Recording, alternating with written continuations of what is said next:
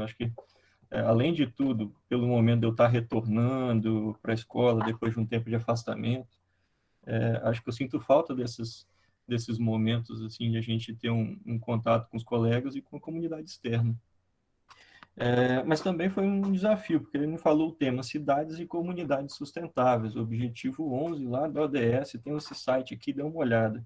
Eu falei, pô, é muita coisa para a gente falar se a gente não fizer um recorte sobre cidades e comunidades sustentáveis. Por exemplo, eu dou a disciplina nesse semestre de Urbanismo 3, onde eu falo muito de loteamento e bairros sustentáveis. Eu falei, poxa, tem muita coisa a ver, eu posso utilizar alguma coisa dessa disciplina. Mas aí eu decidi dar uma olhada com mais profundidade no que eram esses objetivos que estavam descritos lá na agenda de 2030. Então, eu vou falar um pouco sobre essa minha investigação inicial sobre essa conversa que a gente está tendo. Primeiro, tinha um subtítulo lá, né? Tornar as cidades e os assentamentos humanos inclusivos, seguros, resilientes e sustentáveis. Indo um pouco mais a fundo lá no site, eu descobri lá sete objetivos. Cada objetivo desses se desvencilhava em mais um ou dois, ou mais até. Aí eu falei, poxa, eu acho que eu posso utilizar esses objetivos para tentar comentar um pouco sobre esses itens. Então, a minha estratégia, eu já justifico aqui para vocês entenderem como eu vou fazer essa conversa, vai ser para cada um desses itens, tentar levantar o que a gente pode fazer, o que existe de possível para a gente alcançar esses objetivos, que de certa maneira eu até considero desafios, porque a gente tem até 2030, parece que 2030 está longe, mas já está batendo na nossa porta. Então, esses desafios a gente conseguir alcançar esses objetivos até 2030. Então, eu seguir esse roteiro de 1 ao 7, aí eu vou falar um pouco mais sobre cada um deles. Deixa eu passar um a um, para não ficar repetitivo na leitura desses itens aqui agora. Qual foi o primeiro? Até 2030, garantir o acesso de todos à habitação segura, adequada e a preço acessível, e aos serviços básicos e urbanizar as favelas. Então, eu marquei aí a questão do acesso à habitação segura, adequada e a preço acessível. O que a gente pode oferecer hoje? E aí tem colegas, tem o Abraão, eu vejo o Limar, que estava aí também lá do nosso núcleo, a gente fala muito das edificações, de arquitetura. O que a gente pode oferecer de edificação para que essas cidades sejam mais inclusivas, sejam mais acessíveis, sejam mais confortáveis, do ponto de vista da edificação. Aí eu busquei algumas referências, né? Aí dentro da minha área de estudo, que eu sou arquiteto, eu fui lá para um projeto que é de 1951 no Rio de Janeiro. Quem conhece a cidade talvez já se deparou com esse projeto aí, que é chamado de Pedregulho. Foi um projeto para assentamentos populares, que não se baseava apenas na habitação popular isolada, a casa do morador, do cidadão.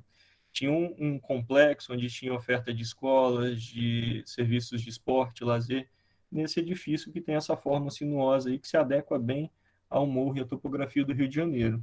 Poxa, isso é um exemplo de 1951. A gente já sabia fazer naquela época uma coisa boa, uma imitação boa. Vamos atualizar mais um pouco. Se em 1951 a gente já sabia, em 2011, em São Paulo, a gente também produziu coisa boa.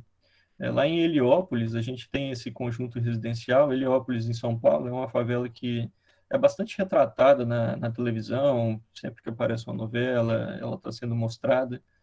Tem uma imagem muito impactante que circula bastante de um condomínio de luxo ao lado de uma favela em São Paulo. É essa favela que a gente está falando. E teve um projeto, um conjunto residencial também, para habitação de interesse social, em que foi realizado esses edifícios, aí, esse conjunto de edifícios circulares, fica pitoresco, né? Fica diferente, mas toda a qualidade do espaço coletivo e do espaço interno das habitações foi muito elogiado, um projeto que fez bastante sucesso. Engraçado, a situação inicial que o responsável, acho que foi o arquiteto que estava responsável por esse projeto, ele foi convidado a fazer essa proposta por uma crítica que ele tinha feito à favela. Ele tinha falado em alguma entrevista que a favela era uma das coisas mais feias que existia em São Paulo. E num contexto que ele depois explica muito bem, mas aí os moradores, a junta de moradores organizada ligou para esse sujeito e falou, olha, Se nossa favela é mais feia, o que que você pode fazer para melhorar? Em vez de criticar, em vez de sair para a briga, ele perguntou o que que você pode fazer. E desse contato eles produziram esse tipo de habitação que foi um sucesso. Então, em 2011, a gente conseguiu produzir coisas interessantes para habitação. Aí a gente pode extrapolar não para um objeto, um edifício específico de habitação, mas para possibilidades que a tecnologia, que o avanço da tecnologia, uma coisa que a gente trabalha muito nas nossas disciplinas aqui no IFES, pode proporcionar. Uma delas, eu coloquei como exemplo, a questão da construção modular, onde a gente consegue produzir casas de uma maneira mais industrial, uma indústria mais fina, vamos dizer assim, com um rigor maior, e produzir espaços com muita qualidade. Esse é só um modelo que a gente pode utilizar, que poderia oferecer essa habitação com mais qualidade. Ou então, uma mais recente ainda, que é a impressora 3D. Você, entre aspas, aí, você imprimir sua casa, você construir sua casa a partir de uma impressão. É uma outra tecnologia onde a gente podia pensar em melhoria da qualidade dos espaços a partir de tecnologias.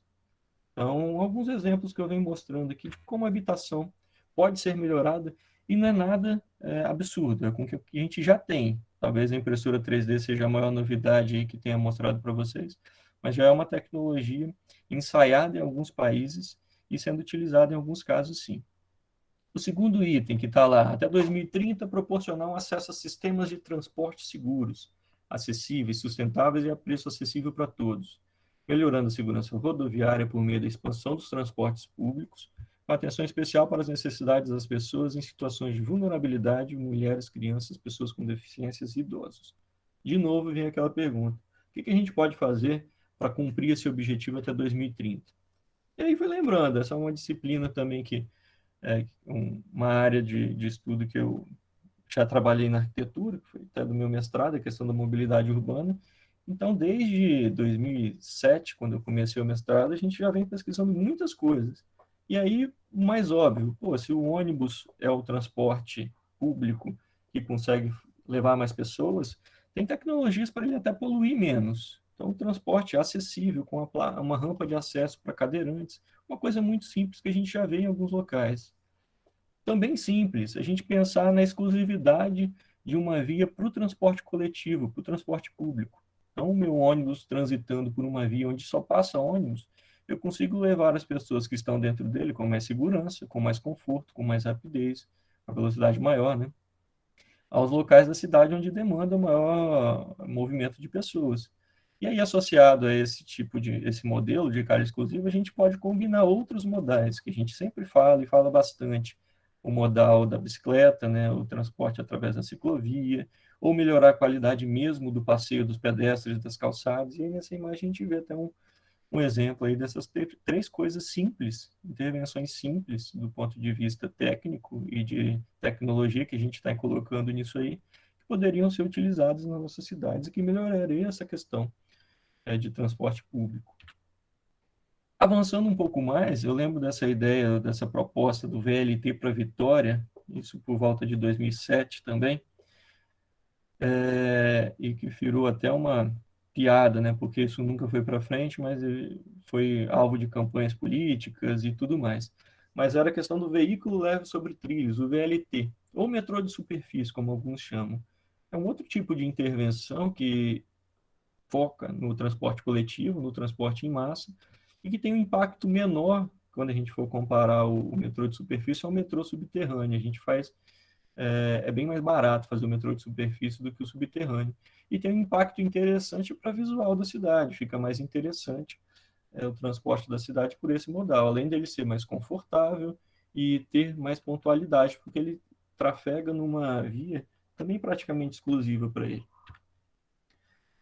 Outras estratégias, possibilidades que a gente vê pelo mundo afora, questão dos carros compartilhados.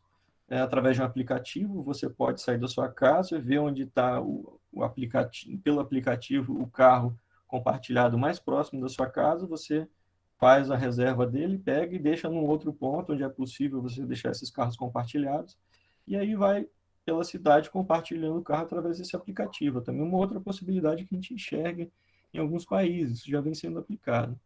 Coisas que a gente pode melhorar a mobilidade.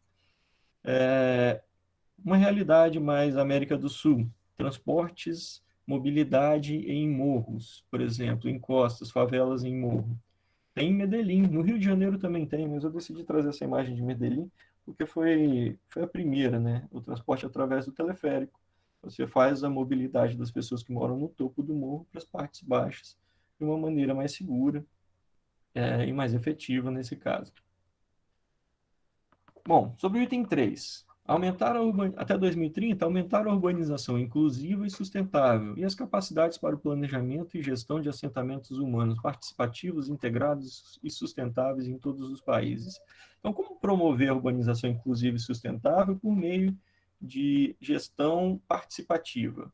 Pô, isso é difícil a gente achar uma imagem, mas o que a gente tem desde 2003, com o Estatuto das Cidades, que é uma lei federal, já é indicação, mais que indicação, é exigência de que a participação popular deve existir para que a gente produza os planos diretores municipais. Os planos diretores municipais são as ferramentas onde a gente faz o planejamento das cidades, na escala do município. Então, lá desde 2003, que é o Estatuto da Cidade, já exigia que a participação popular era necessária e obrigatória para se elaborar um PDM. E se a gente for extrapolar mais para os dias de hoje, o pessoal da informática, eu lembro do Jean aqui, né? A possibilidade que as redes sociais e o celular estão na mão de todo mundo, e a quantidade de informações que circula pela rede, acho que possibilita muito mais essa troca de informações e uma participação popular na elaboração de políticas públicas, que a gente pode estar desperdiçando essa ferramenta hoje, mas ela já existe e a gente já pode estar aplicando. Sobre o quarto item, fortalecer esforços para proteger e salvaguardar o patrimônio cultural e natural do mundo. O que a gente pode fazer para salvar o nosso patrimônio cultural e natural? Tecnologias das mais variadas a gente tem. Eu vou mostrar algumas imagens aqui. Por exemplo, esse é um patrimônio natural belíssimo que existia no Brasil. Isso é as Sete Quedas, lá em Foz do Iguaçu. Só que esse patrimônio ele foi alagado pela construção da usina elétrica de Itaipu na década de 80, eu não sei o ano exatamente. Mas é um tipo de energia dita limpa, né, que é a energia através da hidroelétrica. Meus colegas vão falar muito melhor que eu sobre isso. Mas gerou um impacto na hora de sua implantação, e o impacto foi acabar com parte desse ambiente natural. A gente só tem essa possibilidade de gerar energia hoje, né? Então, o que a gente poderia, energia solar, energia eólica, como a gente poderia substituir essas fontes de energia para causar um impacto menor nesses recursos naturais, nesses ambientes naturais que deveriam ser protegidos? Uma outra coisa que eu queria mostrar para vocês e comentar é sobre as tecnologias que a gente tem para evitar riscos de incêndio, por exemplo, em edificações. Uma coisa que a gente trabalha bastante e tem um rigor danado, acho que falar isso para a gente aqui do IFES Campus Colatina, e a necessidade barra dificuldade que foi a gente conseguir o alvará do Corpo de Bombeiros, reflete um pouco o que a gente tem desde política para tecnologias, para que a gente consiga preservar o patrimônio de coisas como essa que aconteceu lá em 2019 em Paris. Um dos maiores monumentos, talvez um dos mais visitados do mundo, que é a catedral, pegou fogo durante uma reforma. Então, será que a gente não tinha uma tecnologia para evitar que esse incêndio, essa tragédia fosse evitada? Eu acho que sim, né? Quinto, são 7. Então, até 2030, reduzir significativamente o número de mortes e o número de pessoas afetadas por catástrofes, e substancialmente diminuir as perdas econômicas diretas causadas por elas em relação ao produto interno bruto global, incluindo os desastres relacionados à água, com o foco em proteger os pobres e as pessoas em situação de vulnerabilidade. Bom, o que a gente faz com os nossos rios? Que ele está citando aí, de fato, as águas. Lembro muito do Abraão, que ele sempre trabalhou bastante sempre trabalha muito essa questão. Mas como a gente pode se relacionar com os rios, os movimentos de cheia, mais de períodos mais secos do rio? Então, na Coreia do Sul, Seul, resolveu construindo um parque ao longo do rio e despoluindo completamente as águas do rio. Consegue uma segurança para as enchentes, para não subir muito o nível e inundar as cidades, e ainda cria um espaço público bem agradável para a população da cidade. Essa segunda imagem já é de Paris, na França, o Rio Sena. E como os parisienses se relacionam com esse espaço da água, né, e como essa água pode ser utilizada depois de um amplo projeto de recuperação da água desse rio. Então, mais do que aí enxergar o rio como um causador de problemas ambientais, um causador de tragédias ambientais, é observar o rio como um potencial, desde turístico, como um potencial também de aumentar o sentimento de pertencimento ao lugar, à sua cidade. Então, que orgulho não tem os moradores de Paris para utilizar esse espaço no Rio Sena ou os moradores de Seul. Sobre rios, mas aí não consigo deixar de falar uma situação que é corriqueira de quase todo dezembro e janeiro no nosso país, que são os riscos de deslizamentos nas encostas, principalmente as encostas urbanas.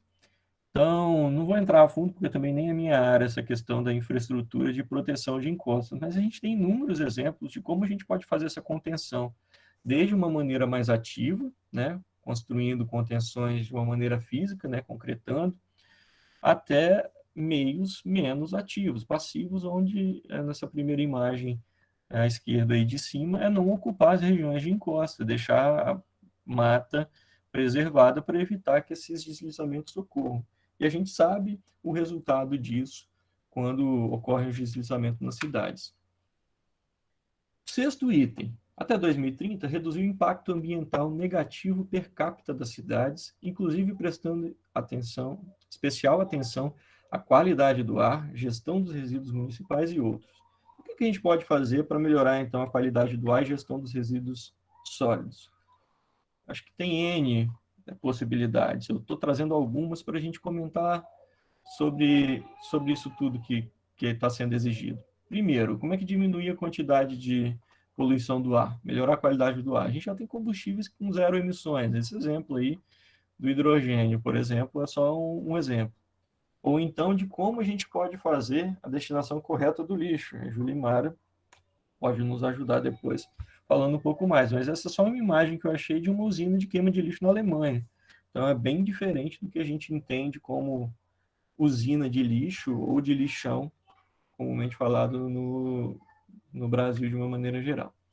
E o sétimo e último item é, até 2030, proporcionar um acesso universal a espaços públicos seguros, inclusivos, acessíveis e verdes, particularmente para mulheres e crianças, pessoas idosas e pessoas com deficiência. Isso é uma coisa que a gente sabe fazer. A gente tem esse exemplo acima à esquerda, que, se eu não me engano, é o Ibirapuera, em São Paulo, mas a gente tem exemplo de parques agradáveis em várias cidades. Em Vitória tem bastante. A gente tem alguns parques interessantes em Vitória. Outro exemplo, só para falar de outro país que também sabe fazer, né? Nova York, esse parque, que utiliza a questão do segurança, é um parque com segurança, acessível de uma maneira geral. Vou falar um pouco mais de acessibilidade em alguns outros itens que a gente pode fazer nos nossos parques ou espaços públicos e que não tem nenhum segredo, assim, não é nenhuma tecnologia absurda a gente promover esses espaços acessíveis. Olha essa imagem de cima à esquerda, que é um balanço acessível. Que tecnologia absurda foi implantada para proporcionar esse tipo de alegria a uma criança portadora de deficiência locomotora que precisa da cadeira de roda, tanto a da esquerda quanto a da direita. Ou então, para você levar alguém com mobilidade reduzida para tomar um banho de mar, uma coisa tão simples ou tão essencial para moradores de beira de praia ou para estados litorâneos, e que a gente tem uma dificuldade danada. E essa imagem de baixo mostra uma simplicidade absurda em promover esse acesso e que não é tão comum a gente ver nas nossas praias. E aí eu faço a pergunta, né? A gente viu 7 itens, são desafios, eu coloquei, objetivos, mas eu chamo mais de desafio, e passo a perguntar, se a gente já tem aquilo tudo de tecnologia, que cidade que a gente anda produzindo hoje? Por que a gente ainda observa nas cidades, de uma maneira geral, grande parte dela sendo produzida, reproduzida, a gente ampliando espaços como esse da imagem, como essa favela aí do Rio de Janeiro, onde aí são recortes de notícias de jornal não tão antigas, né? Quase 70% dos moradores das favelas não tem dinheiro para comida. Isso é em 13 de março desse ano. Ou então, do ponto de vista da edificação, que a gente estava falando lá de tecnologias de impressora 3D, construção modular, exemplos interessantes no Brasil desde a década de 50, esse ano, esse ano, né, prédio desaba no Rio de Janeiro, mata pai e filha e deixa feridos na comunidade de Rio das Pedras. No subtítulo da reportagem lembra que aconteceu outra em abril de 2019, onde prédios irregulares desabaram e promoveram acidentes com perdas de vida. Mais perto da gente ainda, do ponto de vista lá dos programas de habitação pública, que eu mostrei o exemplo lá do Pedregulho, a gente tem Minha Casa Minha Vida acontecendo durante um tempo. E aí essa imagem de cima e à esquerda é de Linhares. E essa reportagem à direita aí também é sobre Linhares. O Ministério Público Federal processa construtoras, engenheiros e a Caixa por alagamentos em residenciais.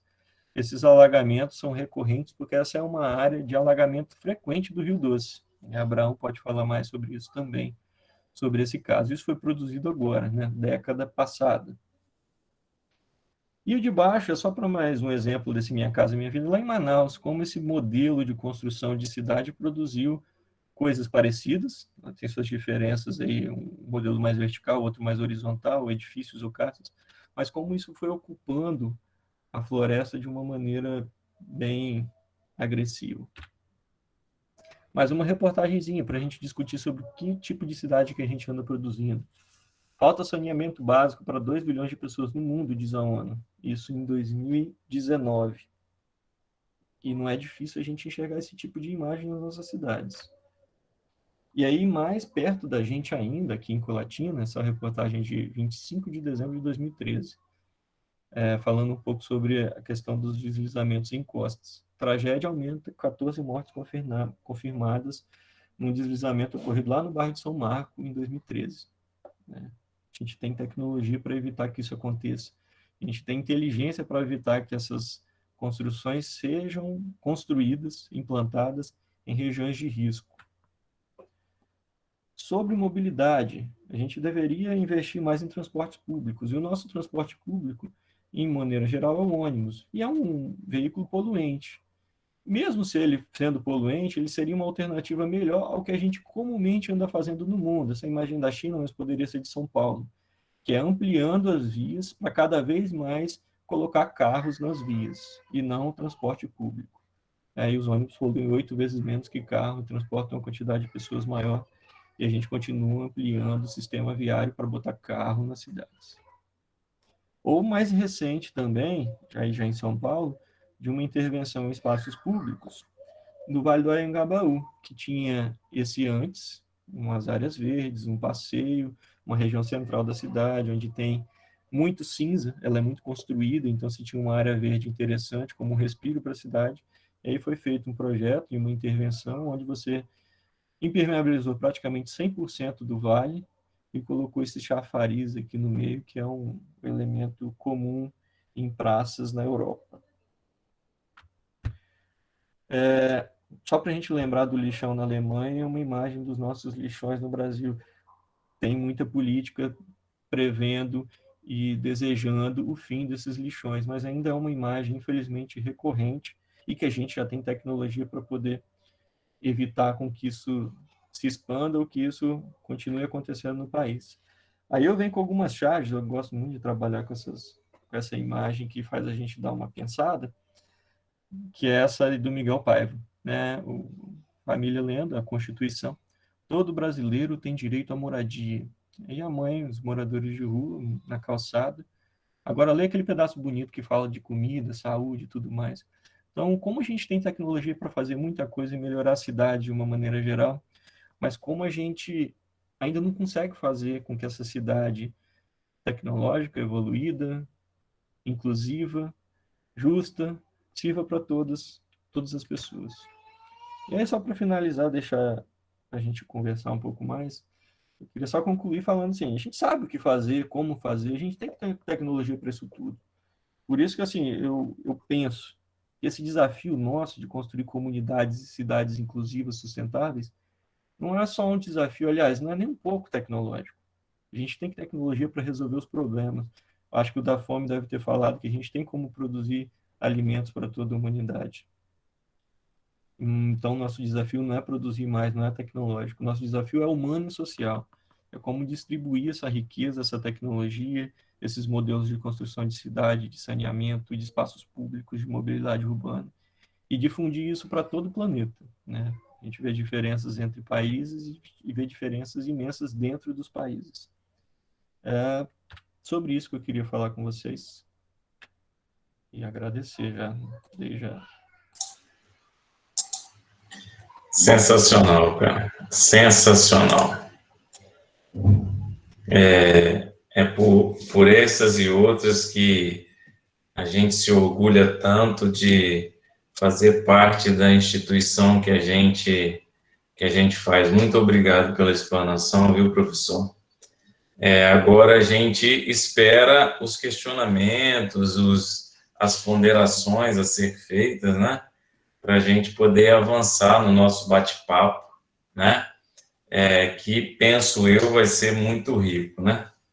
E assim, como eu sou bem para frente, como a Julimara sempre fala, eu vou começar, tá? Eu brinco com os meus alunos de arquitetura, da área de meio ambiente, e pessoal da administração, quando a gente tem aula de gestão ambiental, que aonde a gente mora é um lugar muito rico, Leandro, muito rico, do ponto de vista paisagístico, do ponto de vista ambiental, do ponto de vista educacional, nós temos instituições de ensino de altíssimo gabarito, ponto de vista de saúde, né? A gente tem muitos hospitais, nós somos polo da região. Aí é que vem a pergunta, né? Como que se sai do potencial para a realidade? O que é realmente necessário ser feito para a sociedade entender que existe também nela uma parcela importante de responsabilidade para que isso se torne realidade, né? O IFES faz parte de um monte de conselho, o IFES faz parte de um monte de comitês, nossa parte a gente tenta contribuir, mas o que a sociedade, nós, poderíamos trabalhar para poder sair do potencial e nos tornarmos uma realidade, Leandro? Qual seria a sua opinião a respeito disso?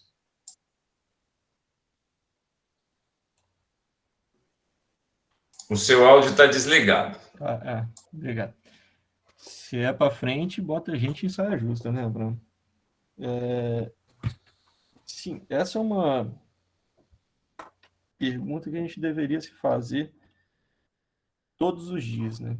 Acho que o que a gente pode fazer para mudar esse cenário que a gente viu, ou então para aproveitar um pouco mais isso que você falou dessa riqueza nossa. E quando você fala em riqueza, eu acho interessante a gente expandir o entendimento sobre riqueza. Você falou muito bem a questão da paisagem, dos recursos humanos, dos recursos de serviço que tem a cidade, mas a gente é muito rico enquanto possibilidade também. Agora, essa mudança, a Julimar até soprou ali uma resposta, eu acho que é por aí, né? A gente precisa mudar a cultura, mas a gente justificar isso, a cultura da população precisa ser mudada, a gente precisa valorizar mais os nossos espaços. Isso é uma pergunta que é um tipo de resposta que eu acho que a gente não consegue sair muito do lugar. Porque se a gente tem tecnologia, tem 2 IFES aqui em Colatina produzindo muita coisa interessante, muita possibilidade de melhorar essa relação nossa com o nosso ambiente natural construído, com a nossa cidade, com o nosso rio, com a nossa paisagem. E por que mesmo assim a gente sofre, como eu mostrei ali na imagem desde 2013, ou com as enchentes regularmente que acontecem na cidade. Então é mais do que uma mudança de cultura que é necessária e que deve partir de todos nós enquanto IFES, professores, formadores de opinião, mas também enquanto cidadãos atuando na sociedade, de uma maneira geral, desde os conselhos, mas também na vizinhança, no bairro, no clube, na escola dos nossos filhos, é fazer esse trabalho de formiguinha. Eu não vejo uma mudança drástica, a gente conseguir fazer essa mudança de chave. Uma outra coisa que a gente tem que abrir um pouco a cabeça, desvencilhar um pouco, às vezes, de paixões, e passar a discutir os problemas de uma maneira mais direta. Eu acho que, às vezes, a gente fica buscando... Tem um autor que eu utilizei, de vez em quando eu boto meus alunos para ler um texto dele, que é o Gabriel Bolaf, que ele fala um texto assim, os problemas e os falsos problemas. E nesse texto, eu peço meus alunos falarem sobre ele, ele fala sobre a habitação popular. E como isso, da década de 70, esse texto, se eu não me engano, é da década de 70. Como o problema da habitação popular desde a década de 70 pode ser um falso problema. Porque é o que a gente fala hoje, a gente não tem não sei quantos edifícios, apartamentos, casas abandonadas no Brasil e um número menor de déficit habitacional. Ou seja, a gente poderia pegar tudo que está abandonado e as pessoas caberiam ali dentro. Então, se fosse uma questão matemática, a gente resolveria esse problema não construindo mais Minha Casa Minha Vida, como eu mostrei ali naquela imagem, mas fazendo uma organização ou uma distribuição ou um planejamento melhor da ocupação do espaço. Então, pensar nos problemas, mas um problema real. Qual é o problema de fato? Porque essas questões não deixam, que a gente não consegue evoluir nessas questões. Por que a gente não consegue produzir? Por que tem ônibus movido a energia elétrica? Exemplo, tem carro elétrico, inventou desde a década de 70. Por que a gente ainda não tem? Desde a década de 70 para cá, já são 50 anos. A gente está ficando velho. E por que não tem carro elétrico espalhado nas ruas? Colatina, não sei quantos tem Colatina, modelos híbridos, mas demorou 50 anos para essa tecnologia mais limpa, e podem ter discussões sobre questão da eletricidade, enfim. Por que de fato isso não teve aqui? O problema foi a tecnologia? Ou foi o modelo como a gente produz cidades, modelo como a gente produz mercadorias, os carros nesse caso? Então, acho que deve pensar de fato assim no problema sem ser o problema superficial. Acho que esse problema é de modelo de produção de cidade, assim, como a gente produz essas coisas. Também não acho que essa é uma resposta que vai nos indicar um caminho, mas eu acho que se a gente começar a tirar de alguns falsos problemas essa névoa que encobre o problema de fato, a gente pode avançar em alguns aspectos. E avançar nesses problemas, por exemplo, um grande que deve ter sido tocado, a questão da distribuição de renda, de uma maneira desvencilhada de paixões, que eu comentei no começo. Falar de fato por que acontece, tentar compreender esse processo, por que ainda tem muita casa vazia e muita gente sem casa, de uma maneira mais livre e mais aberta a esse ramo do conhecimento aí, que seria talvez essa ciências sociais, né? Ciências humanas e ciências sociais. Não sei se eu respondi não, Abraão, mas é para a gente pensar um pouco. Às vezes que o problema ele está desvencilhado, está escondido por trás de um monte de coisa que a gente não consegue enxergar. É um pouco sobre isso. Temos aqui, Leandro, uma pergunta do Carlos Henrique no chat. Como contornar as vontades pessoais dos gestores das cidades?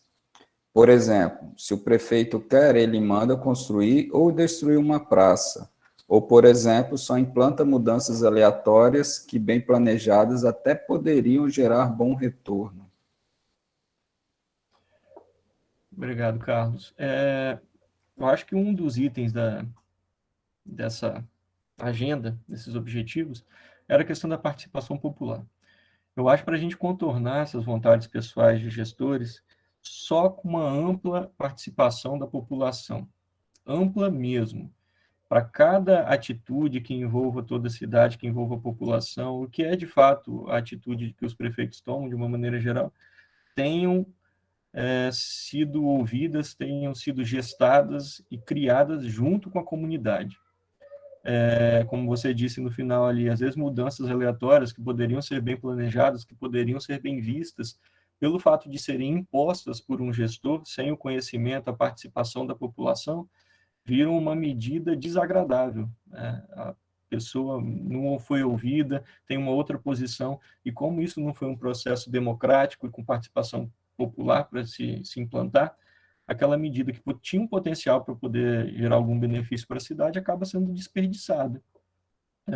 Então, o caminho é ampliar os fóruns e a participação da população de uma maneira geral nas esferas de debate e de formulação de políticas públicas. Existem meios para isso. A gente tem fóruns, comitês, conselhos de uma maneira geral, que são os caminhos mais viáveis, os existentes hoje, para que a gente aumente nosso poder de participação. E como eu disse, eu acho que as mídias e a circulação da informação pelas mídias sociais é um potencial muito grande para a gente utilizar em prol dessa participação popular na definição de projetos, planejamentos urbanos.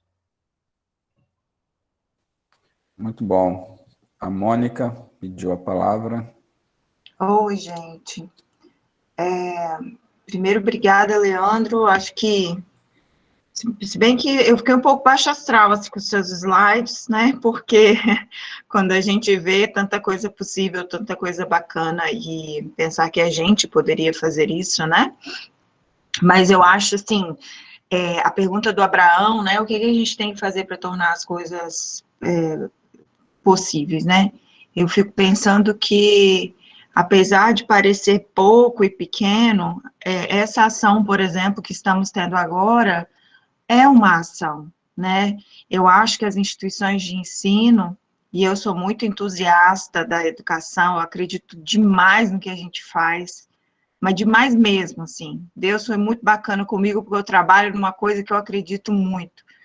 Então, eu acho que a gente, ações assim, nos ajudam a construir, a formar cidadãos que vão participar desses conselhos que você mencionou, que vão lutar para contestar por que o prefeito está fazendo isso ou aquilo, cidadãos conscientes, né? Que eu sempre falo com os estudantes quando eu vou dar as advertências, é que mais do que eles saberem português, matemática, a gente quer que eles sejam cidadãos bacanas, para ajudar o entorno, né? Talvez a gente não consegue resolver o que está lá na favela do Rio, mas a gente consegue não jogar o lixo no chão na nossa rua, né? E quanto a essas soluções, a gente sabe, e aí são reflexões mesmo que eu estou fazendo só para contribuir, que o sistema é muito pesado, né? O capitalismo é um sistema bem over, assim. Então, às vezes, as soluções não são de interesse de todos, né, porque ela mexe com o bolso de muita gente, né, talvez carros que é a energia solar, eles vão afetar as empresas que constroem os carros que são com combustível e tudo mais, né, então tudo isso faz parte de uma visão muito mais complexa, e complexo não é complicado, complexo é porque envolve um montão de coisa. É o que a gente quer que os nossos alunos, os nossos parceiros, e nós também, todos os dias, né, pensemos de forma mais complexa e menos superficiais, porque a gente, para mudar o mundo, só a gente, né, para resolver as coisas, é com a gente mesmo. Então, eu acho que não é pouco, né? Aqui nós estamos em 52 pessoas e todas essas pessoas estão refletindo sobre isso, né? Então, se a gente consegue promover um pensamento mais problematizador em cada uma dessas pessoas e em nós também, nós já estamos fazendo uma ação que transforma a teoria em prática, né? Porque a gente pode mudar o mundo a partir do momento que a gente amplia a nossa visão desse mundo. Né? Então, assim, muito obrigado pelo que você trouxe e a oportunidade também de refletir sobre isso. Muito, muito bacana. Muito obrigada. Monique, eu até, se vocês me permitirem, eu vou voltar a apresentar só o último slide, que parece que foi eu não falei o que eu devia falar, mas a Moniquinha chamou a atenção, porque eu concordo com tudo e mais um pouco do que ela disse. Acho que eventos como esse, e outros que a gente produz, e as nossas aulas, o que a gente faz de uma maneira geral no IFES, eu acho que isso é um agente que pode mudar tudo, né? Então, para não ficar esse baixo astral, eu botei a última imagem aqui, eu só queria retomar ela, que é um pouco sobre isso que está acontecendo aqui agora, né? Agora, dessa aqui é do Enfio. Agora é devera, estou vendo a esperança. E a esperança está na gente, né? É só a gente, de verdade, que vai conseguir promover essa mudança. E como eu disse, eu não acho que essa mudança vai ser uma mudança de uma hora para outra. Vai ter que ser uma mudança gradual e com a participação de nós. Então, o momento que a gente tem aqui 52 pessoas conversando, entendendo, discutindo cidades sustentáveis ou produção de cidades mais sustentáveis, a gente tem um potencial de multiplicar isso para a população e, de fato, conseguir uma participação mais efetiva, cidadãos mais conscientes de uma maneira geral, como você falou com os meninos das broncas, né? Mas esse é o caminho, sim. Eu acho que a gente tem que fazer a nossa parte, eu acho que a gente está fazendo. Quando você disse a questão que o capitalismo é um sistema muito pesado, sim, acho que quando eu falo do modelo de produção de cidade, está implícito que é um modelo de produção sobre o nosso modo de produção capitalista, então tem a ver. Mas aí eu ressalto uma coisa que já foi até discutido, que o Carlos colocou, a questão do Estado e como a função do Estado, e a gente poderia fazer um debate muito extenso até sobre isso, sobre a função do Estado em fazer essa regulação, de intervir sobre a modo de produção do espaço das cidades por parte do capital, por parte do mercado, em prol do bem coletivo. Então, acho que esse é um dos papéis, talvez o principal papel do Estado nessa articulação aí entre produção do espaço e população de uma maneira geral. Então, a questão da participação pública, participação da população é essencial, mas essa participação tem que ser essa participação consciente, do jeito que a gente está comentando aqui. Então, muito obrigado pelo comentário, Monique, eu concordo com tudo mesmo que você colocou. Leandro, aproveitando essa deixa que você deu, falando um pouco dos gestores do político, vou pular a vez do Abraão, que ele já falou, ele está com outra pergunta aqui, mas eu acho que a Emanuele tem uma pergunta que te dá uma alfinetada. Você acha que falta um pouco por parte dos arquitetos e urbanistas irem mais para a área política? Pois é, Jean, me orientando ainda, vê se pode. Eu acho que ela tem razão. Acho que, assim, por parte dos arquitetos e urbanistas, porque a gente discute isso bastante, ela vai ser uma arquiteta e urbanista daqui a pouco, então ela está alfinetando a mim, os colegas arquitetos e urbanistas, mas porque a gente discute muito isso, Jean. Eu acho que a pergunta dela está um pouco disso. A gente fala disso, eu estou dando aula para o primeiro período agora, e dou aula para o sétimo período, e estou dando TCC, finalzinho.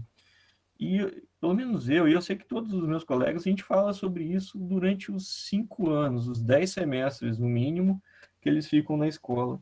E por que a gente não sai e não participa mais? Aí eu comento com eles, quantos arquitetos e urbanistas vocês veem? Vereadores, prefeitos, deputados, ou assumindo uma posição mais efetiva na vida política, se é esse o modo que a gente tem de ser mais ativo na gestão e no controle desses meios públicos de fazer projetos de intervenção e tudo mais, por que a gente não participa mais? Então, eu me coloco como um dessas pessoas, ou desse tipo de profissional que deveria ter uma posição mais ativa. E eu cobro isso dos alunos também.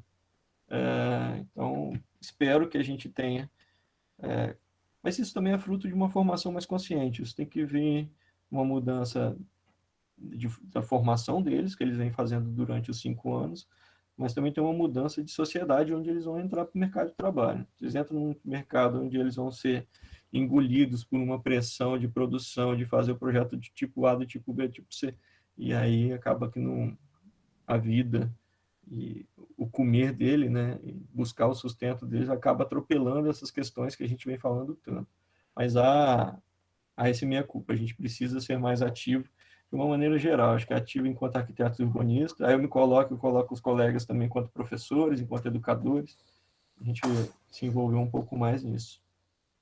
A gente ganhou uma ojeriza da política de uma maneira geral, mas a gente esquece que é o único meio que a gente tem de fazer alguma coisa de uma maneira mais direta, né? A gente está fazendo muita coisa de formação, de discussão e debate, mas o político é aquele que tem a caneta na mão, que a gente costuma falar, né? Ele, por uma ação mais direta, ele conseguiria uma mudança mais efetiva. Um exemplo de um político arquiteto que a gente tem no país é o Jaime Lerner, que faleceu há pouco tempo atrás, que foi o prefeito de Curitiba. Então, uma boa experiência, porque teve projetos interessantes. O modelo de mobilidade urbana de Curitiba é um modelo elogiado e foi copiado por muitos países. Então, precisamos de mais Jaime Lerner. Com certeza. A Julimara fez um resumo que eu acho que representa muito bem isso. Mudança de cultura, né? Todos nós temos que mudar um pouquinho, temos que ter mais responsabilidade dos nossos atos também, né? Muitas vezes culpamos só governos, gestores, e esquecemos que nós temos responsabilidades também, né? A Mônica falou, quantas vezes a gente pegou um papel, jogou no meio da rua, não só isso, né? Vai muito além também, como você falou, nosso papel de cidadão, de cobrar dos políticos, de se envolver. Então, isso tudo faz parte da nossa mudança de cultura um pouco, né? E esse processo que nós estamos aqui, as escolas, a educação, propicia isso, né? Nossos futuros alunos, a ideia é que eles também possam ter essa mudança dessa cultura, né? O Abraão fez uma outra pergunta. Qual seria o indicador prioritário para iniciar um programa para uma comunidade ser mais sustentável? Abraão, tem uns instrumentos que medem sustentabilidade, assim como tem para as edificações, e que a gente costuma falar sobre eles, que é o LEED, né? Talvez vocês já devem conhecer o pessoal da edificações e da construção, que é um selo dado a algumas edificações que cumprem alguns itens de sustentabilidade, reaproveitamento de água de chuva, fachada ventilada, enfim. Eles fazem uma lista de itens que precisam ter e dão selos platina, ouro, prata, bronze para cada edificação que tenha assumido, que tem alguns daqueles itens. Para a comunidade, para bairros, a gente também tem um LEED. Então, o LEED ele estabelece alguns itens, que vai desde distância a centros principais, né, um bairro a um centro principal, a deslocamentos de pessoas a pé até os pontos de transporte coletivo, e tem mais uma lista, assim, eu não consigo listar todos esses elementos aqui, mas é da mesma forma que tem lá o LEEDs para edificação, a gente tem para bairros sustentáveis. Mas, prioritariamente, a gente fala muito de mobilidade, a questão do transporte, e aí é batido muito na tecla do espaço ser multifuncional, ou seja, a gente não ter bairros exclusivos residenciais ou comerciais, e a gente ter uma mescla de usos, porque aí a gente tem pessoas morando perto do trabalho, então você vai ter um deslocamento menor, a gente vai ter uma cidade mais compacta, uma cidade mais densa, e uma cidade menos espraiada, onde você tem um problema menor de deslocamento da população. Então, em essência, a gente fala desses itens para os alunos quando estão fazendo os projetos de loteamento lá, ó. Espaços multifuncionais e pensados de uma maneira onde a gente vai incluir população de todas as faixas de renda num espaço mais ou menos próximo, mais ou menos aproximado, por exemplo, de um bairro, é essencial para a gente promover cidades, quando a gente expande a questão do bairro, mais sustentáveis e mais agradáveis. E isso é um desafio que é colocado, né? A gente misturar usos e misturar, principalmente, misturar classes sociais em bairros. E a gente vê, quando a gente tem a livre produção de mercado de espaços, por exemplo, de loteamentos, a gente vê cada vez mais loteamentos fechados, por exemplo, onde faz questão de ter uma segregação de classe física. Então, esse é um modelo de produção, aquilo que a gente vem falando sobre esse modo de produção do espaço que a gente tem. Então, em essência, é mobilidade e multifunção dos espaços, Abraão. Julimara, pode falar. E aí, pessoal, boa noite. Boa noite, Leandro, bem-vindo de noite. volta, colegas. Leandro está de volta, a gente ainda nem, né, teve um momento de estar aí online juntos.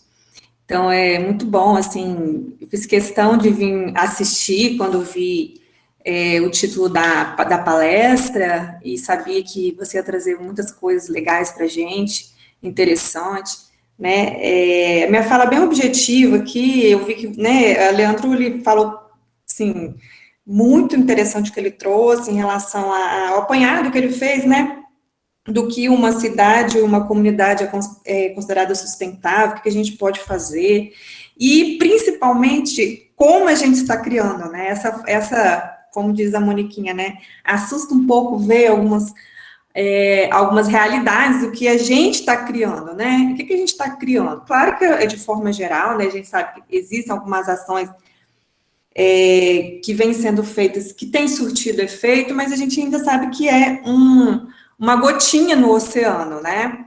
E aí, quando eu citei lá que a mudança de cultura é o número 1, né? Claro que tem mais, mas eu botei um na frente exatamente por quê? Se a gente for analisar, por exemplo, de todas essas áreas que o Leandro citou, vamos então colocar a questão do gerenciamento dos resíduos sólidos, digamos assim. O município de Colatina tem um sistema de coleta seletiva seco e úmido que funciona muito bem, né? Tudo muito organizado, tem as políticas públicas bem definidas. Só que o último estudo que eu vi sobre a adesão da população relacionada ao gerenciamento dos resíduos, aqueles que aderiram à questão da coleta seletiva seco e úmido, foi menos de 20%. Então, por exemplo, a gente está aqui, eu sempre faço essa pergunta nas minhas aulas. Por exemplo, aqui agora a gente está em 38 pessoas, mas a gente já teve nessa noite aí mais de 50. Se eu pedisse para levantar a mão, não vou fazer isso, tá, gente? Quem aqui em casa faz a separação do lixo seco e úmido, a gente vai ficar assustado. E é um grupo aqui que está falando de um trabalho, nós estamos aqui, pessoas que se interessam na área, por isso que estão aqui. Imagina aqueles que ainda não tiveram essa mudança de hábito ou a questão de desenvolvimento sustentável ainda enraizada, né? Então, assim, a sensibilização, né, que eu falo, que é o papel que a gente faz como educador e como multiplicador de ideias, ela é extremamente importante, mas tem que haver conscientização, porque é diferente, né, a sensibilização da conscientização. Então, assim, às vezes a pessoa, ela é consciente, mas ela ainda não se sensibilizou. Ela é consciente que ela precisa separar, que ela precisa fazer alguma coisa, né, a gente tem uma série de coisas que a gente pode fazer. Mas ela se sensibilizou, de fato?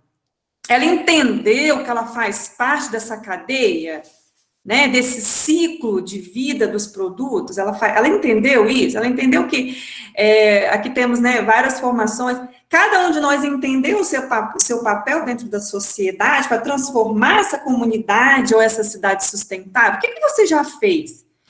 Né? Essa ação aqui é muito importante, mas daqui, quantos multiplicadores a gente vai... para quantos a gente vai levar essa informação que foi feita aqui? Será que a gente vai conseguir sensibilizar o triplo das pessoas que estão aqui? 10 vezes mais as que estão aqui? Daqui para frente, os meus projetos, eles vão abordar essas questões que o Leandro colocou. Então, assim, essa é a minha reflexão, né? A minha colocação. Eu falo que a questão da sensibilização, ela é ainda maior do que a conscientização, né? E obrigada aí, tá, Leandro, pelas suas explanações, e é bastante interessante mesmo, e eu agradeço o aprendizado, tá, gente? Obrigada pela oportunidade que vocês concederam. E, Julimara, saudade, né? Eu voltei, mas não voltei ainda. O sentimento parece que é esse, que eu não consigo encontrar ninguém, coordenadoria. Às vezes, um evento, uma reunião, a gente não tem a mesma possibilidade de conversar, então faz falta, assim, saudade de todos lá mesmo. Eu acho que você está certo, você tem essa experiência que é muito é muito da sua área, é muito sua, da questão da conscientização da coleta de lixo seletivo, por exemplo.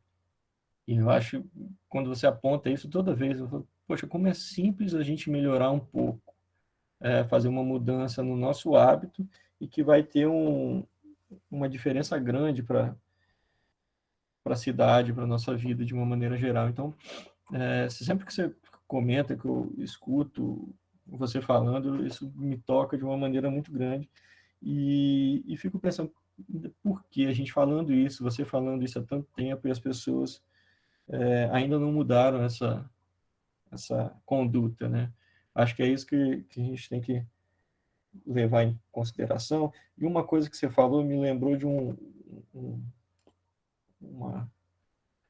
uma coisa que é o modelo quando eu falo de modelo de sociedade em que a gente vive. A gente tem produtos que são feitos para não durar, são feitos para estragar. Aliás, todas as mercadorias praticamente são feitas para estragar. A gente não tem nada mais que é construído para durar 10 anos. Por exemplo, na edificação, a gente faz uma edificação para durar o quê? 50 anos.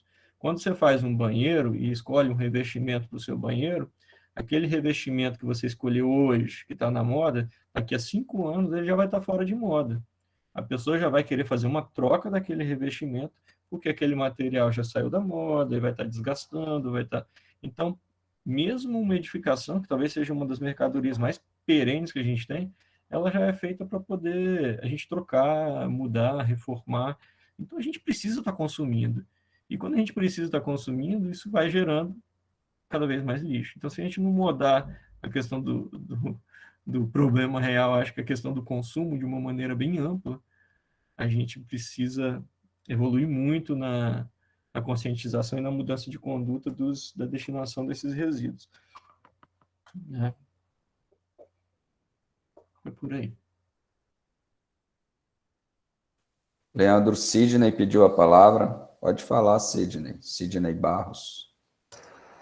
Boa noite a todos. Leandro, parabéns pela palestra. E é só uma pequena experiência que eu tenho para contar, por um lado boa e por outro não tanto, mas é também na questão dos resíduos sólidos e da consciência que a Julimara comentou. Outro dia eu estava andando na rua aí em Colatina, eu sou de Pancas, eu sou da M6. Eu estava andando na rua e eu vi um papel, eu baixei para pegar, tinha um senhor em pé, assim, na calçada, e falou, ih, rapaz, deixa isso aí. Eu só olhei assim, não dei ideia, peguei o papel, carreguei um pouquinho, joguei numa lata de lixo, fui embora. Então, é o que a Julimara falou. Essa mudança de consciência, ela tem que começar na gente. Se não começar em você, nas suas atitudes, não adianta. É só essa a contribuição que eu queria fazer. E, mais uma vez, parabéns aí. Obrigado, assim, pelo papel. Eu acho que esse seu exemplo é tão comum, né?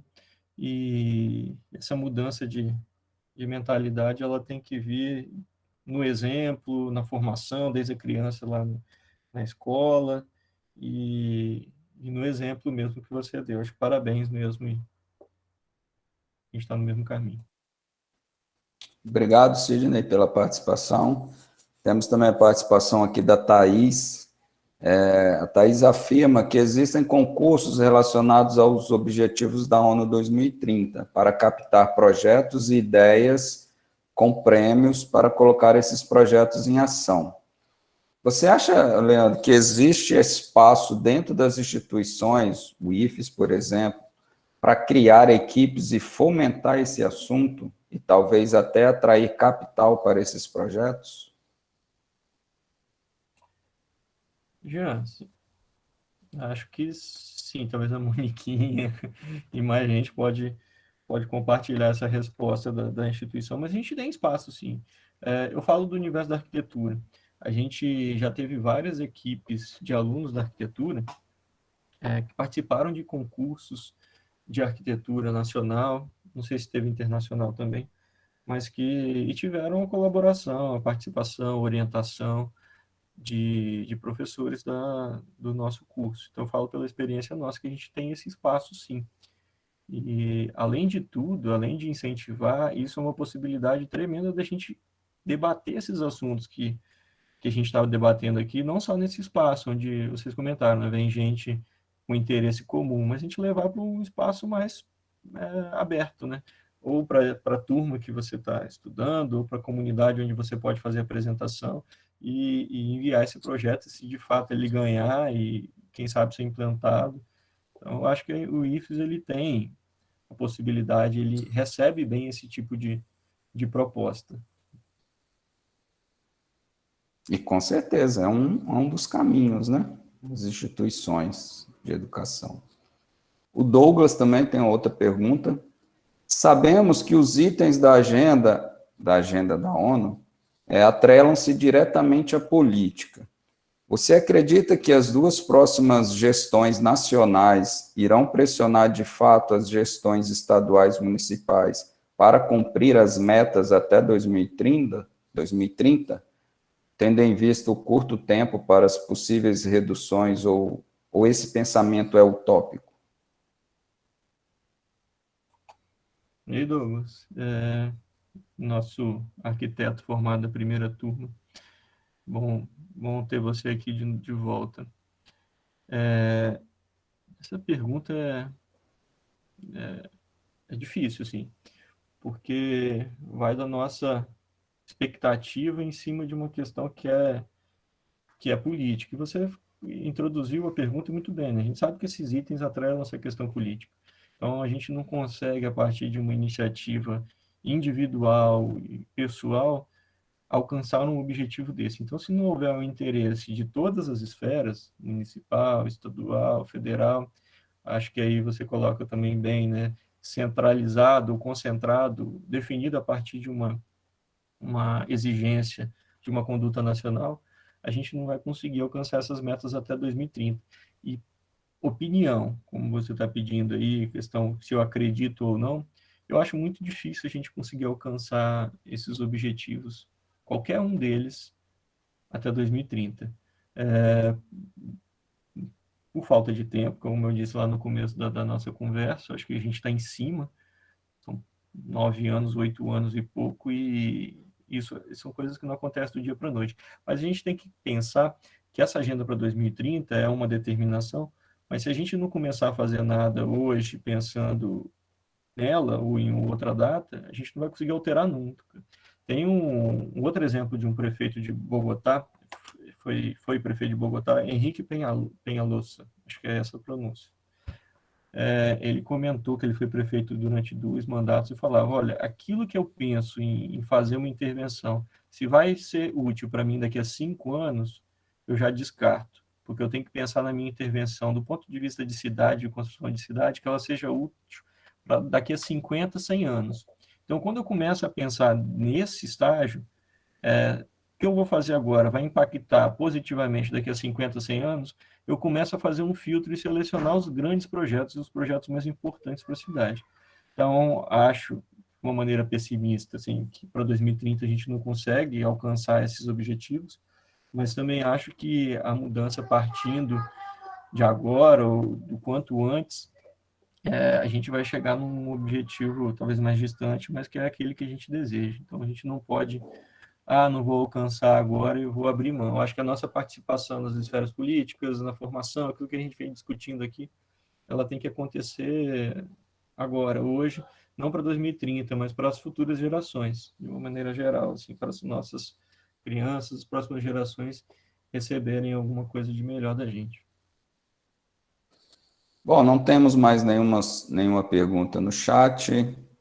Temos ainda tempo, Abraão. Você que manda, a palavra é sua agora. Obrigado, Jean. É importante falar que a Agenda 2030 foi uma mudança do nome Agenda 21, né? A grande maioria das pessoas, elas já ouviram falar da Agenda 21. A Agenda 21 nada mais é do que a agenda para o século 21, o qual a gente iniciou agora, né? Nós temos 21 anos apenas do século 21.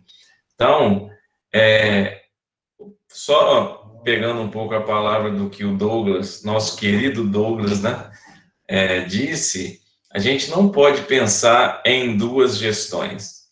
A gente tem que pensar num projeto de longo prazo. E quando a gente fala longo prazo, eu concordo com o Leandro, é algo para 50, 100 anos.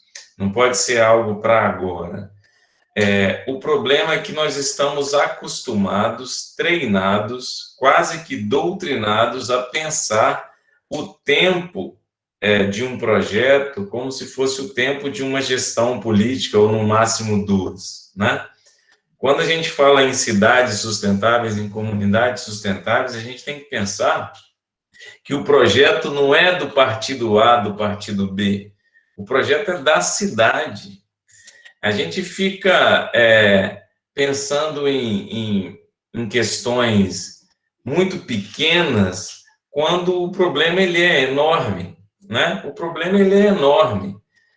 E como todo problema grande, né, a gente tem que dividir ele em pequenas fatias, execuíveis a curto, médio e longo prazo, para a gente desenvolver. A nossa sociedade ela tem que parar de pensar nos seus nichos, né, em casulos, e começar a pensar como um todo.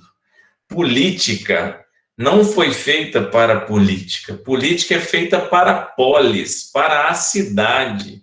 E isso vem lá da Grécia Antiga, gente. A gente tem que entender e se interessar um pouco mais por política.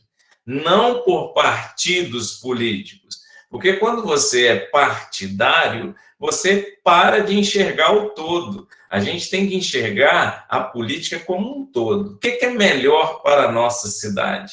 O que é melhor para a nossa comunidade? Eu brinco com os meus alunos, Leandro, que é o que a Julimara falou. A gente parte do individual, do coletivo, vamos dizer assim, do coletivo unitário, que é a nossa família, né? Então, a gente vai do unitário para a nossa família. Estou ouvindo aí as crianças brincando no fundo. Então, primeiro a gente tem que cuidar do nosso, né? Da nossa família. E depois a gente vai abrindo um pouco o zoom out, né? Então, a gente vai, por exemplo, eu moro num prédio. Então, do meu apartamento, depois para o meu condomínio, depois para o meu bairro, depois para a minha cidade. Sustentabilidade não se faz a nível global. Sustentabilidade se faz a nível local. A gente tem que entender isso. Porque existem famílias passando fome na Somália. Acorda, existem famílias passando fome em Colatina.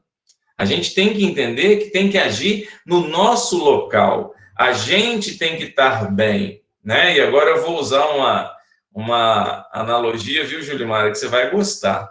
Não se coloca vinho novo em odres velhos, senão vai arrebentar. Senão vai arrebentar. A gente precisa refazer o odre.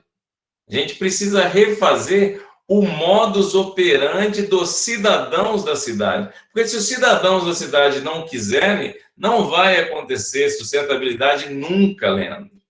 Num modelo em que a farinha está pouca, o meu pirão primeiro, a sustentabilidade é uma utopia. A gente tem que mudar a consciência, e eu concordo plenamente, Julimar. Conscientização. Tem muito mais a ver do que sensibilização. Sensibilização, tudo bem. Agora, conscientizar de que eu tenho que separar o lixo, como é difícil separar o lixo dentro da minha casa, gente. E eu sou professor disso, hein? Como é difícil fazer isso. Mas a ideia é a gente mudar primeiramente a nós. E isso eu fico muito feliz. Sabe por quê? Porque tem pessoas extraordinárias aqui no nosso meio, não só com potencial, mas já com voz, para ir mudando aos poucos. Hoje o IFES ele já se tornou referência, viu, Leandro? Na nossa região, as pessoas vêm nos consultar a respeito de vários assuntos. É importante o movimento que o IFES vem dado ao longo desses anos. Antigamente o IFES ia atrás, né, Moniquinha, das instituições. Hoje, graças a Deus, a gente já tem uma maturidade institucional, as instituições vêm até a nós. Isso é muito importante. Eu queria, é muito gratificante fazer parte de um movimento como esse, e queria, assim, de antemão, colocar o meu posicionamento. Comunidade sustentável se faz de uma comum unidade. Então, a gente tem que partir do princípio que o ponto, a chave mestra é o bem-estar particular, depois familiar, pequenas comunidades, para depois se pensar em cidade. Nós estamos vivendo em cidades cada vez mais, vamos dizer assim, egoístas, condomínios de muros fechados. Os bons ficam aqui dentro, os que não estão aqui dentro são fora. Não. A gente tem que quebrar os muros. Eu acho que está na hora da gente começar a entender que uma sociedade só vai ter segurança se eu fizer parte dessa segurança. Só vai ser uma comunidade que não passa fome, aí puxando lá do Marcelo, se eu matar a fome dos cidadãos da minha cidade. Vai ser uma cidade que vai ter saúde e bem-estar, puxando a Milena, se eu proporcionar essa saúde e bem-estar, primeiro aos meus, da minha casa, e aquelas pessoas que estão em volta de mim. Todos nós temos um papel muito importante. Se nós já estamos conscientizados, nós precisamos ser agentes de mudança no micro-universo para depois pensar um pouco maior. Senão a gente vai ficar sempre frustrado, Leandro. Se a gente ficar pensando em mudar o mundo, não. O mundo, meu pai me fala assim, Abraão, cada ser humano é um universo. Se a gente conseguir mudar o universo interior, talvez a gente esteja mais apto para mudar o universo exterior. E aí eu finalizo passando a palavra para você. Um abraço sensacional, assim, você acho que conseguiu resumir muita coisa do que a gente falou e discutiu aqui.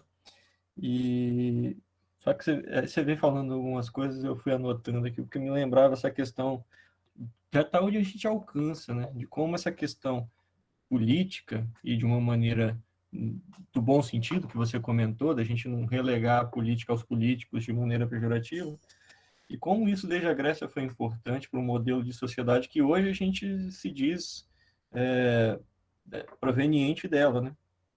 Então, título de informação, assim, na Grécia, as cidades poderiam ter no máximo 20 mil habitantes.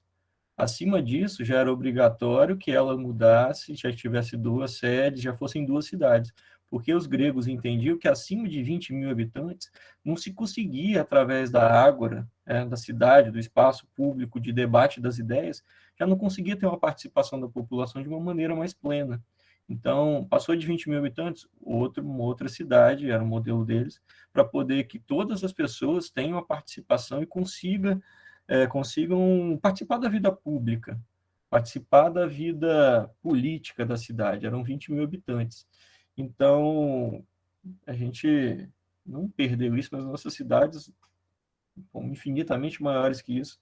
Mas se a gente pegar a essência da questão da participação e de um envolvimento na questão da nossa vida, na vida política, a gente pode levar uma consideração, ou talvez alguma aprendizagem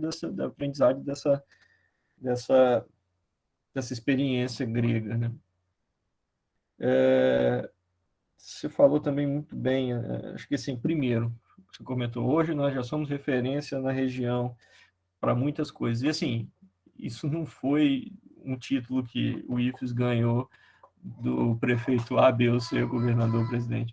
Isso foi resultado de muito trabalho, né? Acho que tem gente que está aqui há mais tempo na instituição e a gente sabe que essa vitória, esse reconhecimento não foi de um dia para o outro, como a gente vem falando aqui, que essas mudanças vão acontecer. Foi fruto de muito trabalho e esse trabalho é permanente, continua e vai continuar por muito tempo, assim espero. E parabéns para todos nós que contribuímos aí, todos os alunos, ex-alunos que estão participando aqui, professores, servidores, acho que é o resultado. E você comentou, né, esse tipo de sociedade egoísta, onde a gente produz muros, e a gente precisa quebrar os muros, acho que tem toda razão. E mais do que, não mais, né, mas ao lado de quebrar os muros, a gente precisa parar de construir muros. A gente não parou ainda de construir muro para estar falando de quebrar os existentes. Se a gente quebrar um, vai nascer o outro amanhã. Então, a gente precisa pensar num modelo onde a produção, o crescimento da cidade, não seja ditado única e exclusivamente pelo lucro do capital. A gente tem que pensar que esse modelo de produção de espaços públicos de cidade, ele deve ter o objetivo do bem público e do bem coletivo. Então, vamos parar de construir muros. E aí a gente pega a marreta depois e a gente ajuda a quebrar aqueles que estão aí hoje que não deveriam existir. A gente tem inúmeros exemplos de modelos de produção de cidade que a gente, por conta de um preço mais barato da terra, você expande a cidade para regiões muito distantes, e aí a gente não vê como isso pode se articular um modelo de cidade sustentável. Se a gente deixa ela mais espraiada, mais distante, a gente aumenta os custos urbanos dos serviços, levar o caminhão de lixo para uma comunidade muito distante. Mobilidade é outro problema, e problemas ambientais de uma maneira geral. Então, precisamos mudar esse modelo de uma maneira mais ampla, se a gente for pensar nisso. E é isso. Acho que você fechou muito bem. Só queria complementar com essas coisas mesmo.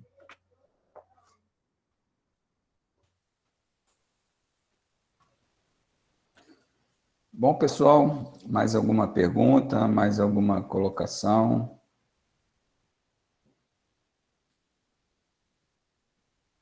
Podemos finalizar então, Abraão? Fica à vontade, Jean. Só não esquece de fazer o convite para terça-feira que vem. Tá joia. Coloca o link aí de novo para a lista de presença, pessoal que ainda não confirmou a presença. Queria agradecer a todos pela participação neste momento, aqueles que perguntaram, os que interagiram, aqueles que ficaram só em casa ouvindo, mas com certeza estão refletindo muito nas belíssimas discussões e colocações aqui dos colegas. Um agradecimento especial ao professor Leandro, que aceitou esse desafio de trazer esse assunto tão importante, né, para a gente poder pensar, ficar matutando durante aí um bom tempo. E convite, né, para a próxima terça-feira, às 19 horas, mais um assunto dos Objetivos de Desenvolvimento Sustentável, né? Qual semana que vem? Qual o objetivo, Abraão? Me ajude aí. É o Objetivo de Desenvolvimento Sustentável número 9, Indústria, Inovação e Infraestrutura. Vai ser presidido pelo professor e servidor Rones Farias de Souza, na nossa incubadora do IFES Campus Colatina. Estão todos convocados a estarem participando e convidem também amigos, parentes, colegas de trabalho para estarem nos auxiliando nos debates, nas discussões e na conscientização, que é muito importante. Muito obrigado, Abraão. Agradeço a todos, então, gente. Foi uma felicidade muito grande nossa, do IFES, do NEA Tabocas, tê-los aqui conosco. Boa noite a todos e até semana que vem. Abraço, gente. Vamos com Deus. Obrigado. Abraço, Boa noite, gente. gente. Foi Obrigado. ótimo. Boa noite. Boa noite. Boa noite. Bom descanso. Estaremos aqui na